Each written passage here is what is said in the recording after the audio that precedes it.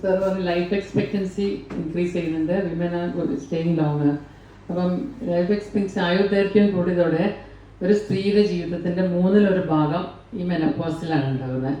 ഈ മെനപ്പോസ് ആകുമ്പോൾ അവർക്ക് ഒരുപാട് പ്രശ്നങ്ങളുണ്ട്. ആ സമയത്ത് മിക്കവാറും നോക്കാൻ ആരുമില്ലാത്തൊരു പ്രശ്നം, വീട്ടിൽ ഒറ്റപ്പെടുന്ന പ്രശ്നം. പല സ്ത്രീകൾക്കും അവരുടെ ഹെൽത്ത് ഇഷ്യൂസ് പറയാൻ പ്രയാസമാണ്. അവർ ഹെൽത്ത് ഇഷ്യൂസ് ആ ഒരു പ്രായത്തിൽ മെനപ്പോസൽ സിംറ്റംസ് ഇല്ല ഒരു സ്ത്രീക്ക് വലിയ പ്രശ്നങ്ങൾ തന്നെയാണ്. ഒന്നില്ലെങ്കിൽ ആ ഹോട്ട് ഫ്ലഷസ് മാതിരി വരുമ്പോൾ അവർക്ക് വല്ലാണ്ട് എന്തൊക്കെയോ ആവാൻ പോവാണെന്നുള്ളൊരു തോന്നലാണ്. പിന്നെ ക്യാൻസറിനുള്ള ഭീതി അതെല്ലാം ഒരുപാടുള്ളതാണ്. അതല്ലാതെ തന്നെ ജെനിറ്റോ യൂറിനറി സിംറ്റംസ് ഒക്കെ ഒരുപാട് ഉണ്ടാകുന്ന സമയം തന്നെയാണ്.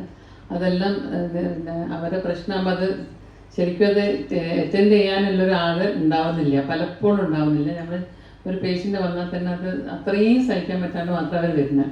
അപ്പോൾ അതൊന്ന് ടേക്ക് കെയർ ഓഫ് ചെയ്യേണ്ട നിർബന്ധമുള്ള ഒരു കാര്യമാണ് ഈ ഫീമെയിൽസിൻ്റെ കാര്യത്തിൽ പ്രത്യേകിച്ചിട്ട്.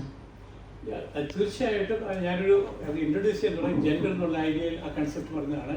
നമ്മൾ ഏജിംഗ് പോളിസിയെ പറ്റി സംസാരിക്കുമ്പോൾ almost half of the population is women, and in the ageing population more women are aged. പക്ഷേ വേറെ ട്രെൻഡ് കാണുന്നത് at the end of the life cycle, the quality of life is going to suffer, particularly for women. And the dementia patients are women are more dementia patients than men. So ഇങ്ങനെ ഒരു issue വരുന്നുണ്ട്. അതിനൊരു demographic ഒരു എപ്പോഴും trend ആയിട്ട് വരുന്നുണ്ട്. അടുത്ത് നിങ്ങൾ കാണുന്നത് നമ്മൾ ഡേറ്റ നോക്കിയപ്പോൾ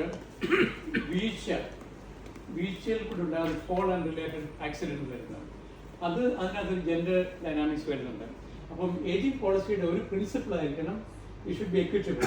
it should ensure that both men women both of their issues are taken into consideration. I think there is a consensus on that. So this is some of the issues about earlier aging policies that the gender equity was not taken into consideration, and also longevity was not taken into consideration. Life expectancy, and there are two life expectancy and quality assured life expectancy. So how do you promote quality assured life expectancy, not only clinically, non-clinical areas? So this is one of the challenges of creating a policy framework.